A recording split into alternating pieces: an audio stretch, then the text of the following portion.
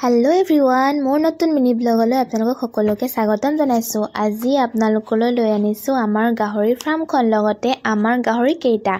আপোনালোকে বাৰু গাহৰি পোহে নে জনাবচোন, কোনে কোনে গাহৰি পোহে। আমাৰ ফাৰ্মখনত আসলতে সৰু গাহৰিও আছে আৰু ডাঙৰ গাহৰিও আছে। অলৰেডি ডাঙৰ গাহৰি কেইটা বিকিব পৰা হৈছে।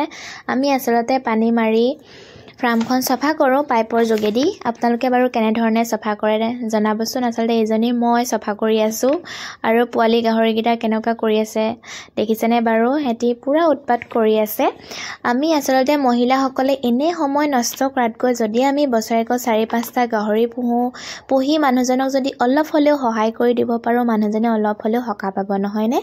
গতিকে আমি বছৰেকত 5-6টা সুবিধা অনুযায়ী গাহৰি পুহিব পাৰো আৰু লগতে মোটা পইচা এটাও পোৱা যায়। হেতুৱে আমি বিভিন্ন ধৰণৰ কামত মানুহজনক সহায় কৰি দিব পাৰো।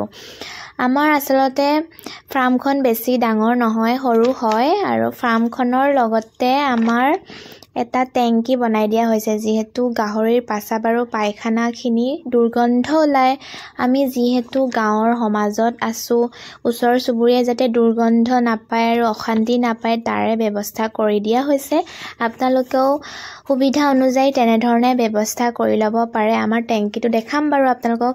এইটো আসলতে আমাৰ নলা বনাই দিয়া হৈছে। নলাৰ যোগেদি আসলতে টেংকিলৈ পাছাব আৰু পায়খানাখিনি যায় আৰু এইটো টেংকি দেখিছেনে, আপোনালোকেও বনাই ল'ব পাৰে। আজিলৈ মোৰ ভিডিঅ'টো ইমানেই, কেনেকুৱা পালে জনাবচোন। বাই।